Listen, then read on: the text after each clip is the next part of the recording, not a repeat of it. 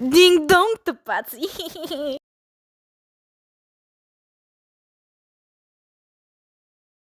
Хайде, тарикатчета, време е за съдебен спор. Чао! Готови ли сте, малки одобрени?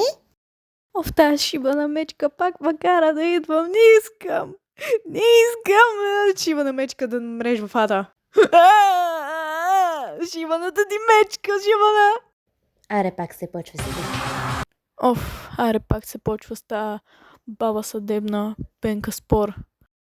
Лъквай, бикини коя, не сте тук да се оплаквате. Айде по местата, тапанари!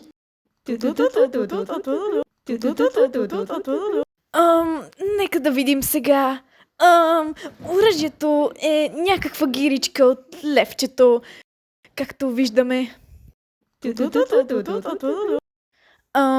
Може би искате да видите това. Намерих Библията, когато бях в библиотеката. Моля, какво общо има Библията с убийството на Чихиро? Че какво? Чихиро беше добро момиче, а само Библията е за добри момичета. Нека се замислим. Какво пишеше на стената? Аре бе, кажете какво пишеше на стената. Толкова ли сте тъпи? Беше написано с кетчуп! Не е ли с кръв? Двойка джия и четворка джийка. Да не се мислите за нещо особено, ей. Кажи, макото. Аз съм отличник и пишеше жажда за кръв, ако някой се чуди. Леле, какъв си отличник, как ме дразниш. Ио, не го показвайте това, много е гнусно. Леле, верно е много гнусно.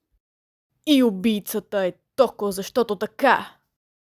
Ама чакай, не може да казваш случайни неща без причина. Това е просто тъпо. Не е като за отличник. Кой го казва само четворки изкарва? Ей. Ама вие верно сте много тъпи. Тук говорим за убийство. Не за двойкаджи и тройкаджи. Моля ви се, стегнете се. Чакайте, убийство? Убийство! Абе, честно, как сте толкова тъпи, че не знаете, че се говори за убийство?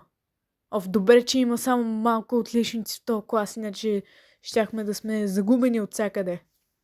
Това вярно ли е, бикини коя? За последен път! Името ми не е бикини коя!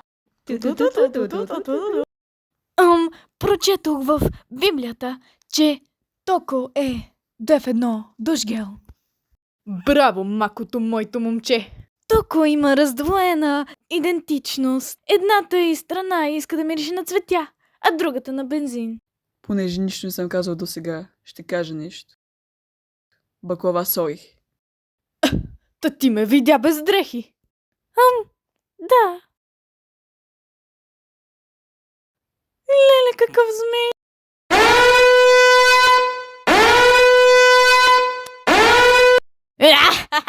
Змеят ти не е достатъчно голям. На Чихиро змея е по-голям. Чихиро има змей!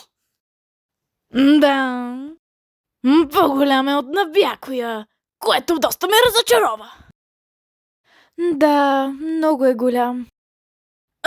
На всички ли се виждала? Дори на момичетата? Не, само на момченцата. Погрижи се да претърсиш цялото й тяло. Какво има? Не е възможно! Не е възможно! Чихиро! Чихиро! Чихиро какво? Чихиро има змей! Така ли? Колко е голям? Чай, какво? Да, те били го Френи. Чихиро беше момче. Сега ли осъзнахте? Много сте тъпи. Ха-ха-ха! Тъпаци! Ето целият бакстори на Чихиро, защото е много як. Чихиро имаше комплекс за физическата си сила. Ти си толкова слаб, дори си момче. Постоянно чуваше такива глупости. Бедното момче. Затова се прави на деликатно момиченце. Но комплекса не му изчезва и само расте. Слаб съм. Слаб.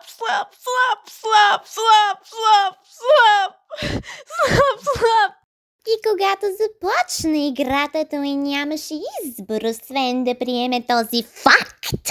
И сега ще ви кажа за срамващата тайна на Чихира. И бележниците. Защото щане да се сипем нечия репутация. Дори да се обличи като момиче, Чихиро всъщност е момче. Но той, разбира се, не иска никой да разбере.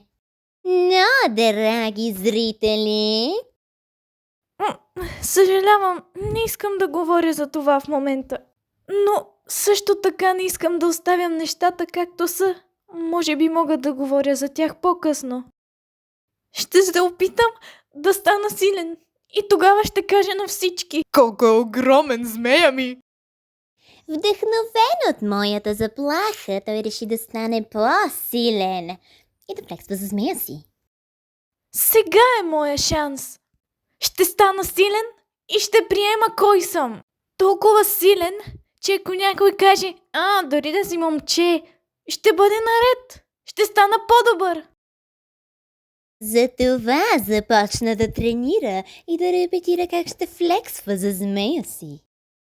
Ей, искаш ли да видиш змея ми? Добре. Чухте, видяхте, каквото ще да оставиме го в миналото. И кой уби Чихиро? Това бяха! Двойка! Пистачио.